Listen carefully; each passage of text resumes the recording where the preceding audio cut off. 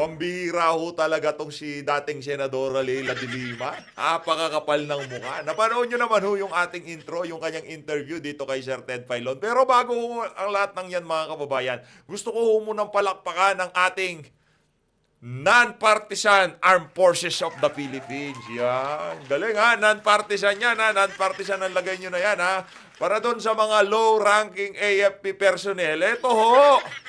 Yung mga merong prinsipyo na pinipigilan kayo ng inyong mga leader na wag makisimpatya kung kani-kanino sa politika. Hayan ho ang inyong mga leader. Palakpakan. Anak ng tokwa. O, yan ang nga ba sinasabi natin. Yan, kung tawagin ho natin yan, sila ho ang ating non-partisan AFP official. Yan, di ba?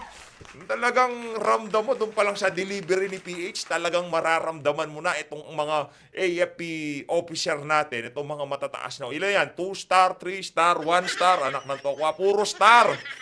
Ngayon, para doon sa mga mabababang rango, yung mga private, yung mga SPO, meron pa bang SPO ngayon? Wala na, di ba? Kung gusto nyo maglabas ng saloobin nyo sa politika, mag-resign kayo. Gagaling ng mga amo nyo. Shout out dito kay Browner, palakpakan ho natin. Sila lang ang pwedeng maging partisan. Mag-courtesy call dito kay Martin Tambaluslos Romualdez. Ano ba yan? House Speaker Martin Romualdez meets AFP top officials. Promise support from the AFP modernization program. Naku, anak ng tokwa, yan na nga ba sinasabi? Naniniwala ho kayo. Magagandang ngiti nitong mga official na to. Parang masaya sila sa napagkasunduan. Ano ba napagkasunduan? AFP Modernization Program, kakabasa ko lang. Tatanong na naman kayo. Makatanong ako, ano yung napagkasunduan? Yung AFP Modernization Program. Pero yung mga low-ranking AFP personnel, bawal kayo maglabas ng salubin nyo. Mag-resign kayo. Pero sila, okay lang, courtesy call tayo kay Tambaluslos. Masaya ho ba kayo niyan? Pakishare ho ito, pakishare ng video para dun sa mga merong kamag-anak sa AFP. Masaya ho ba kayo na yan? Ang inyong kasama sa larawan, isang ambisyosong speaker na kung saan walang ginawa kundi mamigay ng ayuda at kinukonsinte sa mga kalokohan yung mga kasama niya dyan sa House of Representatives. Are you happy, sirs? Masaya ho ba kayo niyan? Tatanong lang naman ho tayo, pero bago mapasarap ang ating talakayan, hindi pa pala napapasarap. Nag-uumpisa pa lang tayo. Isang like at isang subscribe. Naku, napakasaya na ho natin dyan. Pindutin nyo lang ho yung like, subscribe, at yung bell notification bell. Ayun na nga mga kababayan, palakpakan muna natin itong ating magagaling na AFP top officials. Masaya ho sila sa napagkasundoang AFP Modernization Program. Ano to? Lap trip tong nangyari na to ngayong araw na to. Shout out sa mga nakasama natin ngayong araw na to. Eto ho! Dito ho tayo magbababad. Dito ho talaga tayo na trigger. Dito sa sagutan nitong si Congressman Pulong Duterte at nitong si dating Senadora Leila de Lima. Ito kasing problema kay Senadora Leila de Lima. Huwag ka nang pumalag, madam, anak ng tokwa.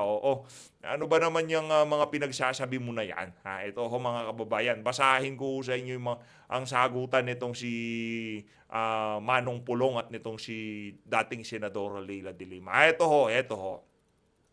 Panahon na para i-impeach si Sara Duterte. Hindi na dapat maghari-harian ang mga Duterte o magkaroon ng special na proteksyon sa ilalim ng batas. Loko-loko.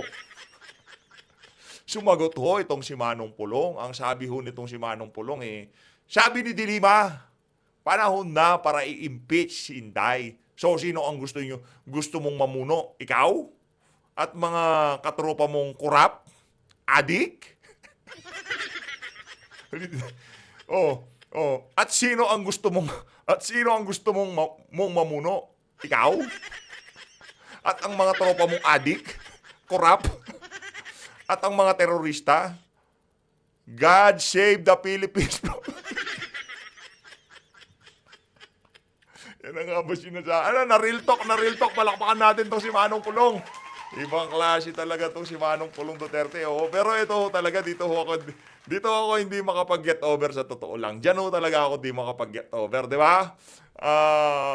Binalaan itong si Browner, yung mga opisyal ng AFP na kung gusto nyo maglabas ng saloobin nyo, mag-resign kayo. Ubarin nyo ang uniforme nyo.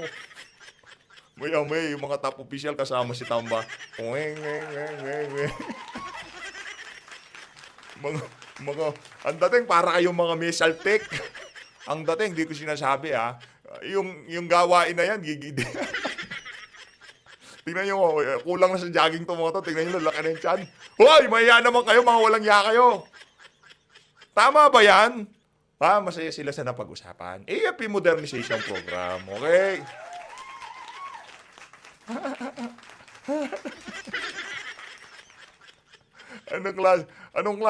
Ano ba kasalanan natin sa langit? Ba't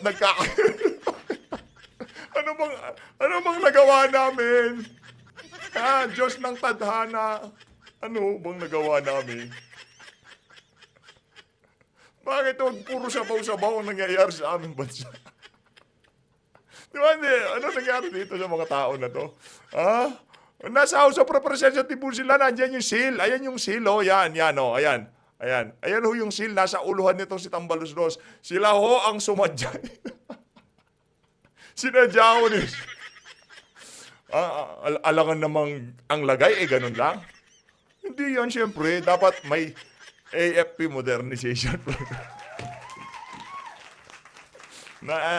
Sa totoo lang, ayoko nang talakayin to. Nakita ko kanina si Sir Ibi Ganito si Sir Ibi. Post siya nito Sabi ko, ayoko na sausawan yan. Pagkakasinumpisan ko yung topic na yan, baka mapalayo pa tayo kung saan tayo mapunta. Di ba? Kaso, sumababo bigla loob natin nung na-realize na, grabe naman itong mga walang yung ano na to. Pagka mababa ang ranggo, dapat hubarin ang damit para makapaglabas ng saloobin. Eto, daig pa ho ito ng saloobin. Ano, ikaw naglo-loyalty check? Speaker ka, anak na to. Ipatawag ang dapat ipatawag. Buksan ang aking bolt.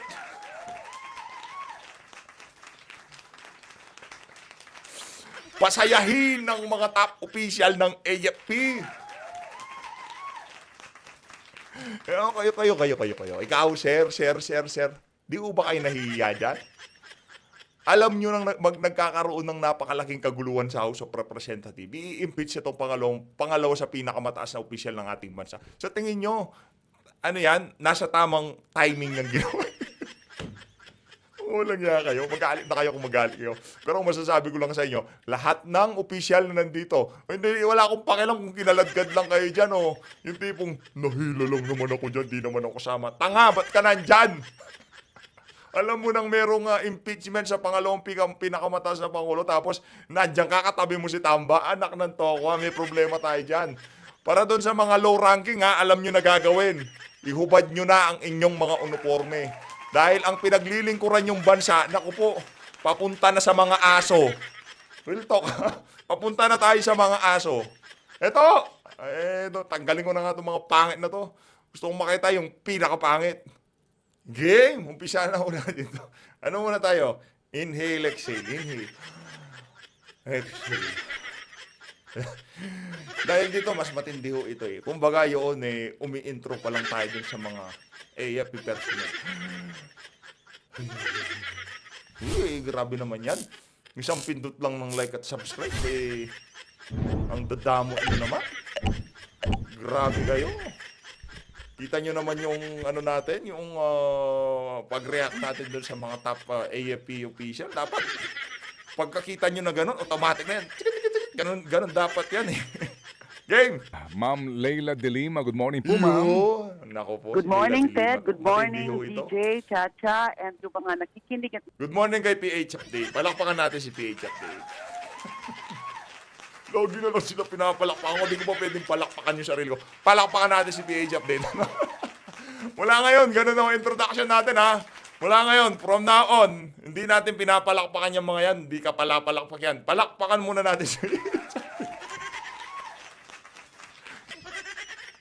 Diba? Okay. ano ba? Betrayal of public trust, isama yan. Graft and corruption, isama yan. Isama nyo lahat para pag kung sakaling buta tayo dito tayo pupunta dito. Walang yan to. Ibang klase yung ano lang daw, yung treason. Kasi paano maging treason? Napakamakabayan nitong si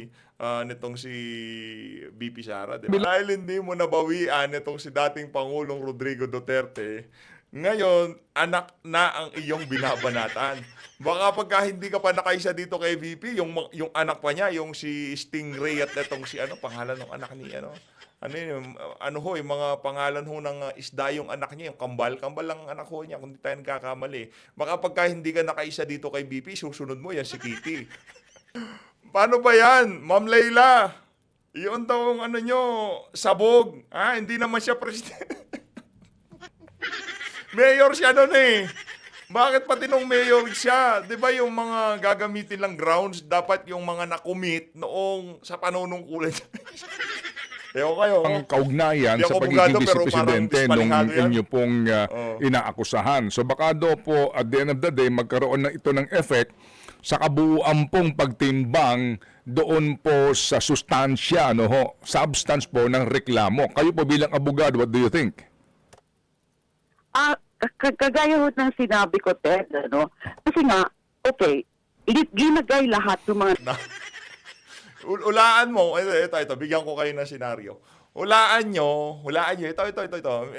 Meron tayong mabilisang quiz sa baba. Pagka natapos na ho nilang trinabaho itong si VP Sara, hulaan nyo kung sino isusunod nitong mga tao na to.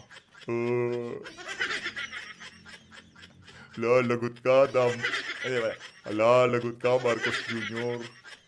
Sa tingin nyo ba, porket binigyan nyo ng pwesto sa gabinete, sa administrasyon nyo itong mga dilaw na to, tapos na ang hinanakit nila dito sa mga Marcos na to? Ngayong mga panahon na to, nakikita natin parang, sila, isang one big happy family kung tawagin, Pero behind the scene, ulangan namang Marcos ang gusto nilang umupo next sa 2028 election. Dapat dilawan yan.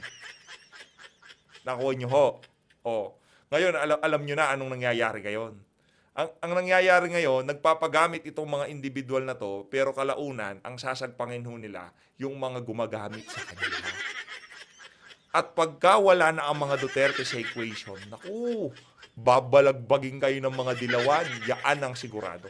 Yan ang sigurado. Nakita nyo naman, napakaraming kapalpakan. Ito atin na lang, ibubulong ko na lang ho sa inyo. Napakarami hong kapalpakan ng administrasyon na to. At yung mga kapalpakan na yun, nakalista na ho sa mga dilawan na to. Pagka wala na si VP Sara, gagamitin ho nila lahat yun laban kay Marcos Jr. Kaya yung pag-atras ni Marcos Jr., very strategic yun. Pero sa tingin natin, hindi, ibang bangag eh. Ibang mag-isip bangag. Ano naman ho. Sabagay, kahit alam nyo naman, di nyo naman aaminin. Walang kwenta yung complaint nyo na yan. Yun ang sigurado natin dito. Walang kwenta yung impeachment complaint na yan. Talagang nagpagamit lang kayo dahil sa susunod na mga panahon, yung mga gumamit sa inyo, sila naman ang babanatan nyo. Trust me. Dito sa isa na to, alam ko, medyo diskumpiyado kayo sa mga banat natin dito, Pero dito sa isang to, maniwala kayo sa akin. Sigurado ho ito. 100%. 10,000%. Tagaan nyo man ho ito sa bato. Pagka natapos na ho sila kay BP Sara, itong mga dilawan at mga makakaliwa na to, sino ho ang isusunod nila? Kaya itong si Marcos, wala na. Binuksan mo na, kumbaga, ika nga ni Tatay Diggs, yung Pandora's box, binuksan mo na. At ngayon, kung ano man ang laman na to, nakipag-connive ka dito sa mga makakaliwa at dilaw na to, yung consequences kung tawagin, kailangan mong i-enjoy yan. Yung EPG mo, ginagawa na nila. Susunugin na yan.